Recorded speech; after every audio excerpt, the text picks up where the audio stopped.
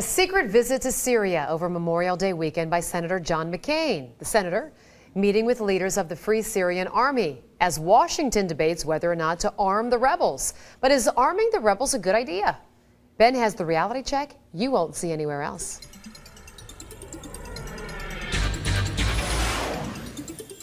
Well, this weekend, Senator John McCain became the highest-ranking U.S. official to visit Syria since that country's civil war broke out 2 years ago.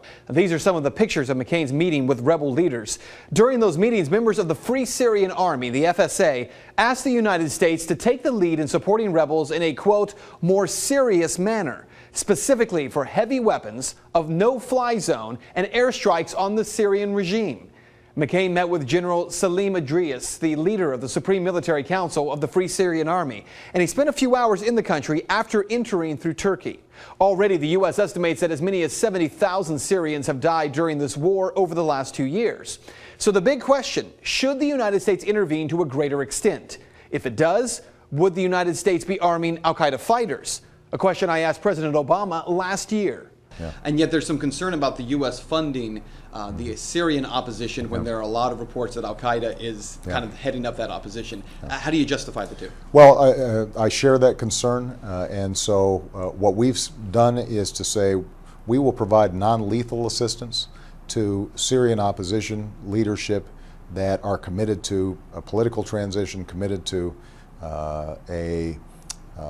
an observance of human rights. Now, according to the Associated Press, the U.S. is already committed to providing $510 million in humanitarian assistance to Syria and has already provided the Syrian rebels with some military equipment like body armor. Well, now there's growing pressure on the U.S. to do much more, while simultaneously also growing evidence of how much of the Syrian opposition are actually al-Qaeda fighters. The Free Syrian Army isn't the only group fighting Syria's government. Many of the members of the FSA have been defecting to the largest opposition group, al-Nusra Front. The problem here is that in December of 2012, the United States designated al-Nusra as a terror organization. In April of 2013, the leader of the Islamic State of Iraq released an audio statement announcing al-Nusra as its branch in Syria.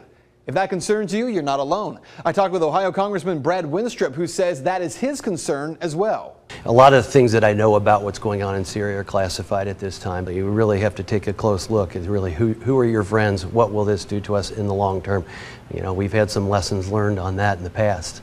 So what this means for you is that just a month ago, the UK Guardian determined that the best financed, best equipped, and best motivated force taking on the Syrian government is not the Free Syrian Army, but al-Nusra, and that the Free Syrian Army is losing fighters and capabilities to that organization.